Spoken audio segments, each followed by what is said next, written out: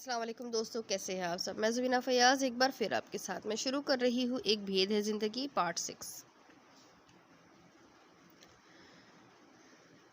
Safe نے یوں ہی کاشف سے پوچھا تھا، وہ خوخار سی خالہ جانی نظر نہیں آ رہی؟ تب اسے پتا چلا کہ اسے تو بخار ہے۔ وہ تیز بخار کی شدت سے بے سدھ پڑی تھی۔ سیف نے اس کے ماتھے کو چھوا، کلثوم کو آواز دی، اسے سمانا کے پاس بٹھا کر اس نے اپنے فیملی ڈاکٹر کو فون کیا۔ کلثوم ٹھنڈے پانی کی پٹیاں اس کی پیشانی پہ رکھ رہی تھی۔ کلثوم نے 2 مرتبہ سمانا کو دوا دی جو بمشکل تمام اس کے حلق سے اتری اور پھر وہ سو گئی۔ سیف نے کئی بار آ کر اسے دیکھا۔ کاشف اور لائبہ سوئے تو اس نے ان کو کمبل درست کیے، ان کے ماتھے پہ پیار کیا۔ گڈ نائٹ فرینڈز، تمہاری خالہ جانی کو اعتراض نہ ہو چلتا ہوں۔ دروازہ بند کر کے وہ آ گیا۔ سامنے ہی سمانا کا بیڈ روم تھا، وہ اندر آ گیا۔ کلثوم اس کا سر دبا رہی تھی۔ رات کافی زیادہ ہو چلی تھی۔ اس نے کلثوم کو بھیج دیا۔ یہ کام تو میں بھی کر سکتا ہوں، آخر مجھے بھی بیمار کی عیادت کا ثواب کمانے کا موقع ملنا چاہیے۔ وہ بیڈ کی دوسری سائیڈ سے آ کر اس کے پاس بیٹھ گیا۔ کیا بہت زیادہ طبیعت خراب ہے؟ بے اختیار اس کا سر جذبات میں ہل گیا۔ بچپن میں جب کبھی اس کی طبیعت خراب ہوتی تو اماں یا ابا کے پوچھنے پہ رونا شروع کر دیتی۔ اس وقت بھی سیف کے پوچھنے کی دیر تھی، اس کی آنکھوں سے گرم گرم آنسو پھسل گئے۔ اماں اسے گود میں چھپا لیتی تھی۔ کاش اس وقت اماں یا آپا ہوتی تو وہ ان دونوں کے سینے میں سر چھپا کر سارے آنسو بہا دیتی۔ وہ انہیں بتاتی کہ اس نے کیسے کانٹوں پہ چلتے ہوئے وقت گزارا ہے۔ خوف و ہراس کے کامل سائے لمحہ بلمحہ اس کا پیچھا کرتے رہے ہیں۔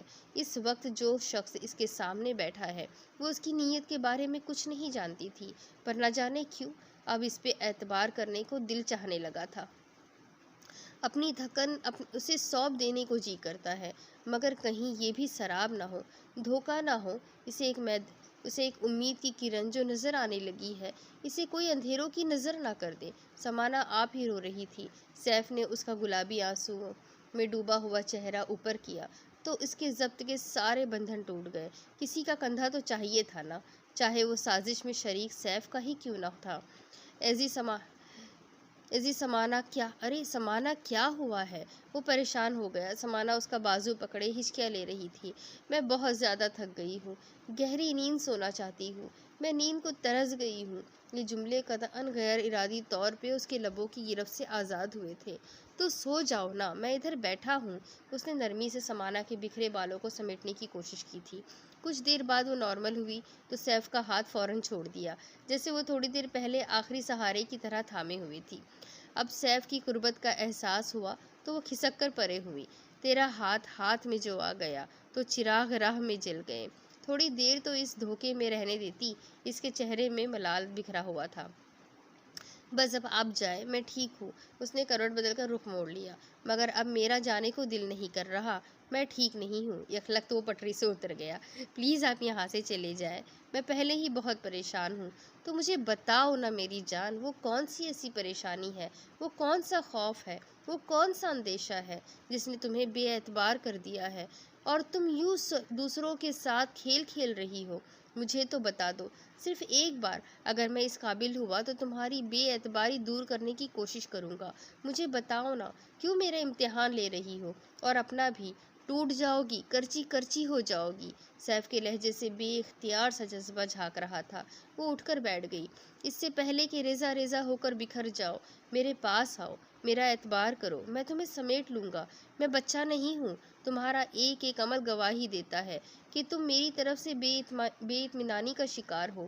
اگر ایسی کوئی بات ہے تو میں تمہیں یقین دلاتا ہوں کہ میری ذات سے تمہیں کبھی بھی کوئی تکلیف نہیں ہوگی۔ اپنی دنیا سے باہر آ کر دیکھو، یہاں بڑے خوبصورت رنگ بکھرے ہوئے ہیں، چاہت کے رنگ، اعتبار کے رنگ، مان کے رنگ۔ اگر تم چاہو تو میں سارے رنگ تمہیں بخش دوں۔ میرے دل میں تمہارے لیے بے پناہ چاہت ہے، محبت ہے، تمہاری پور مہکانا چاہتا ہوں، تمہیں اندھیرے سے روشنی میں لانا چاہتا ہوں، تمہارے سارے دکھ بانٹنا چاہتا ہوں۔ سمانا، اس کے لفظ سے سچائی ٹپک رہی تھی۔ میرے درد کو جو زباں ملے، میرے درد کو جو زباں ملے، کوئی اس کے اندر بین کر رہا تھا۔ شور لمحہ لمحہ تیز ہوتا جا رہا تھا۔ میرے درد کو جو زباں ملے، اسے یوں لگ رہا تھا سماعت اس شور کی تاب نہ لا پائے گی۔ وہ ہوش و خروکی سے بیگانہ ہو کر سیف کے بازوؤں میں جھول گئی۔ اب ماضی जवाहर की तबीयत खराब हो रही थी। जाबर उसे हॉस्पिटल ले गया था। अधेड़ उम्र नौकरानी भी उसके साथ थी। डॉक्टर ने कहा कि मरीज़ा को हम एडमिट करेंगे क्योंकि प्रेगनेंसी नॉर्मल नहीं है। अब 5 रोज़ से वो इस महंगे तरीन प्राइवेट हॉस्पिटल की VIP रूम में थी। इसके पास मुलाजमा के सिवा कोई नहीं था। अभी रिश्तेदारों ने मुकम्मल तौर पे इनसे नाराज़गी ख़त्म नहीं की थी। कभी कभार ही कोई आता था। सो जाबर ऑफिस से उठने के बाद जवाहर के पास घंटा 2 घंटा ठहर कर घर आ जाता। आज गजब की सर्दी थी। 3 रोज से ठंड पड़ रही थी। जाबर जवाहर के पास आज तकरीबन आधा दिन रहा। जवाहर सख्त खौफजदा थी। पहली बार थी। वो कुछ ज़्यादा ही घबराई हुई थी। वो उसे तसल्लियाँ दिलासे देकर घर लौटा था। जवाहर ने आमीना और समाना के बारे में ढेरों हिदायत दी थी। जवाहर जब से हॉस्पिटल में थी, दोनों मुलाजमों के रहमो करम पे थे। हर दूसरे रोज़ वो भी जवाहर के पास से हो आती थी। ख़ास तौर पे समाना जवाहर को काफ़ी मिस कर रही थी, पर अमीना ने काफ़ी हद तक उसे बहला लिया था। फिर कुछ ही रोज़ में जो बेबी आने वाला था, उसकी वजह से भी वो काफ़ी पुरजोश हो रही थी। अमीना के स्कूल में एक फंक्शन हो रहा था। इस सिलसिले में एक ड्रामा स्टेज किया गया था, जिसमें अमीना ने भी हिस्सा लिया था। इसे ड्रामे का मरकज़ी ख्याल एक गीत की सूरत में पेश करना था। इस गीत की रिहर्सल वो काफ़ी रोज़ से कर रही थी ताकि कोई कमी ना रहे। कल फंक्शन था। वो घबराकर टेप रिकॉर्डर में अपनी आवाज़ रिकॉर्ड करके बार बार सुन रही थी। दूसरी कैसेट में इसके पास गुलकारा की असल आवाज़ थी। वो दोनों का कई बार मवाजना कर चुकी थी। अब भी वो गुनगुना रही थी। जाबर हॉस्पिटल से लौटा तो मगरिब की अजान हो चुकी थी। रात बड़ी तेज़ी से अपने पर फैला रही थी। अमीना और समाना कहीं भी नज़र नहीं आ रही थी। वो सिटिंग रूम में आया। अमीना टेप रिकॉर्डर लगाए गाते हुए बड़ी मगन सी थी। उसे अपने इर्द गिर्द का ज़रा भी होश नहीं था। जाबर ने उसे बड़े गौर से देखा था। वो अभी बचपन की आखिरी दहलीज पर खड़ी थी। मेरे दर्द को जो ज़बा मिले, मेरा नगमा बेसदा। आंखें बंद किए वो जज्ब के आलम में गुनगुना रही थी। कितनी सुरीली आवाज़ थी अमीना की। इसका अंदाज़ा जाबर को आज हुआ था। जो मुझे ये राज नहा मिले, मेरी खामोशी को बयां मिले। उसने गाते हुए हाथों को अल्फाज के मुताबिक हरकत दी थी। जाबर के होठों पे एक अजीब सी मुस्कुराहट आ गई, जिसका मतलब सिर्फ उसे ही पता था। इसे शुरू से ही कमसिन बच्चियां अच्छी लगती थी। दिल चाहता था उन्हें तोड़ फोड़ दे। खेल तो बहुत खेले थे उसने, मगर तोड़ फोड़ की हसरत बाकी थी। पापा जॉब पे चले जाते थे। वो शुरू से स्कूल लेवल तक हॉस्टल में रहा था। पापा ने उससे अपने सर से जिम्मेदारी उतार दी थी। गोया शुरू के चंद दिन तो वो बड़ा सहमा सहमा सा रहा था, क्योंकि मम्मा के बाद उसे पापा के पास रहने की आदत जो नहीं थी। क्लास 4 से उन्होंने उसे घर से दूर इस हॉस्टल में डाल दिया था। इसे क्लास 9 के स्टूडेंट रिजवान ने इस नए खेल के बारे में बताया था। इसका पहला तजुर्बा जाबर की छुट्टियों में घर आकर सफाई करने वाली मासी अतिया की बेटी के साथ किया। दूसरी बार वो घर आया तो मासी अजमत और उसकी बेटी नहीं थी, मगर मोहल्ले और आस पड़ोस में तो बहुत सी बच्चियां थी। मैट्रिक तक तो पक्का खिलाड़ी बन चुका था और नए नए गुर भी सीख चुका था। तब उसने जवाहर को देखा। बड़ी जल्दी वो इसकी बातों में आ गई थी। वो दिन ब दिन उसका असीर होता जा रहा था। हालात कुछ ऐसे हुए कि जवाहर की इसके साथ शादी हो गई। वो अपने फ़ैल पे कुछ ज़्यादा शर्मिंदा भी नहीं था। आए रोज़ उसकी तबीयत ख़राब रहती थी। पापा 2 हफ्ते से अपने दोस्त के पास पेशावर गए हुए थे। इधर जवाहर हॉस्पिटल में थी। घर में तन्हाई थी। सामने अमीना थी, बचपने की आखिरी सीढ़ी पर खड़ी। दिल पुराना खेल खेलने को मचल उठा था। जाबर ने बड़ी आहिस्तगी से दरवाज़ा भेड़ा था। अमीना को कुछ खबर नहीं थी। वो गाने के रिहर्सल में पूरी तरह मगन थी। समाना जाबर के कमरे में टीवी देखते देखते सो गई थी। कार्टून चल रहे थे तो वो बेड पर चढ़ के कंबल में घुस गई थी। टॉम एंड जेरी देखते देखते उसकी आंखें बंद हो गई थी। उसे कुछ खबर नहीं थी वो कितनी देर सोई रही थी, और अब उसकी आंख खुली थी। कोई अजीब सा एहसास और आवाज़ थी जिससे उसका सोया जहन फौरन बेदार हुआ था। अशर ने थोड़ी देर पहले घर से उसे पिक किया था। वो ऑफिस जाने की तैयारी में थी जब अशर आया। 4-5 रोज़ उसकी तबीयत शदीद ख़राब रही थी। ऑफिस जा ही ना पाई थी। मैनेजर साहब कोई ज़रूरी बात इससे करना चाह रहा था। जब वो आदम का, समाना मेरे साथ चलो, सैफ ने बुलवाया है। वो फ़ौरन सोचे समझे बगैर उसके साथ हो ली थी। अपनी गाड़ी घर छोड़कर वो अशर के साथ ही हो गई। اپنی گاڑی گھر چھوڑ کر وہ اشر کے ساتھ ہی اسی کی گاڑی میں بیٹھ کر چلی گئی۔ وہ کبھی بھی سیف کی ایجنسی نہیں گئی تھی، نہ ہی اسے پتا تھا اس بارے میں۔ اشر اجنبی راستوں سے گزر رہا تھا۔ اس نئے تعمیر شدہ گھر سے وہ بالکل ناواقف تھی، جہاں اب اشر نے گاڑی روک کر اسے اترنے کا اشارہ کیا تھا۔ اشر بھائی، یہ سب کیا ہے؟ نیچے اترو سمانا۔ اشر کی سرد آواز میں اس کے بدلتے تیوروں کے ساتھ بالکل اجنبی تھی۔ اب سمانا کو احساس ہوا وہ یہاں دھوکہ کھا گئی ہے۔ وہ کسی اور پہ شک کرتی رہی تھی اور مجرم اپنا کام کر گیا تھا۔ اب کیا ہو سکتا تھا؟ تیر کمان سے نکل چکا تھا۔ اشر زبردستی دھکیل کر اسے اندر لایا تھا۔ تم یہاں ہو کسی کو بھی پتا نہیں ہے۔ اشر بھائی، آپ کیوں ایسا کر رہے ہیں؟ وہ چیخ اٹھی۔ اس لیے کہ میں تم سے محبت کرتا ہوں، اس روز سے جب پہلی بار تمہاری ان راز بھری نشیلی آنکھوں پہ نظر پڑی تھی۔ پہلے ذیشان درمیان میں آیا، اس کا پتہ تو میں نے صاف کر دیا تمہاری برین واشنگ کر کے، مگر سیف والا معاملہ ہاتھ سے نکل گیا۔ مما نے عین آخری وقت میں مجھے بتایا۔ اگر میں سیف کے بارے میں تمہیں بدگمان کرتا تو تم ٹھٹک جاتی۔ میرے بارے میں مجبوراً اچھے وقت کا انتظار کہہ کر دل کو بہلایا، مگر وہ اچھا وقت نہیں آیا اور تم سیف کے گھر چلی گئی۔ میں سوچتا ہوں تو تڑپ اٹھتا ہوں۔ دل چاہتا ہے۔ وہ پھٹی پھٹی وحشت زدہ آنکھوں سے یک ٹک اشر کو دیکھے جا رہی تھی۔ میں نے سوچا تھا خوف زدہ ہو کر تم شادی پہ آمادہ ہو جاؤ گی تو میں مما کو اپنی پسند بتاؤں گا۔ تمہارے لیے میں نے کیا کچھ نہیں کیا۔ کاشف اور لائبہ کی وین پہ گولیاں چلوائی، خوف زدہ کرنے کے لیے نامی گرامی مجرم اسلم کا سہارا لیا۔ عام حالات میں اسے منہ تک نہ لگاتا، مگر تمہارے لیے تمہیں پانے کے لیے میں نے قانون کا محافظ ہوتے ہوئے بھی خلاف قانون کام کیا۔ صرف تمہیں پانے کے لیے سمانا، صرف اور صرف تمہارے لیے۔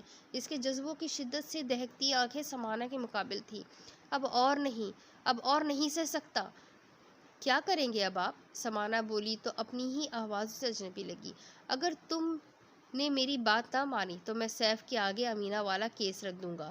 جواہر بھابی نے جابر بھائی کو قتل کیوں کیا میں کڑی سے کڑی ملا چکا ہوں، اور اگر یہ ساری زنجیریں سیف کو دکھا دوں تو؟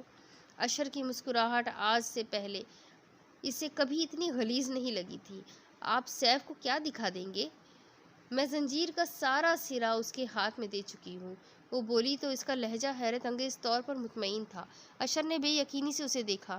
ہاں اشر بھائی، میں اسے سب کچھ بتا چکی ہوں۔ امینہ کا قتل میری آنکھوں کے سامنے ہوا تھا اور میں کچھ نہیں کر سکتی تھی۔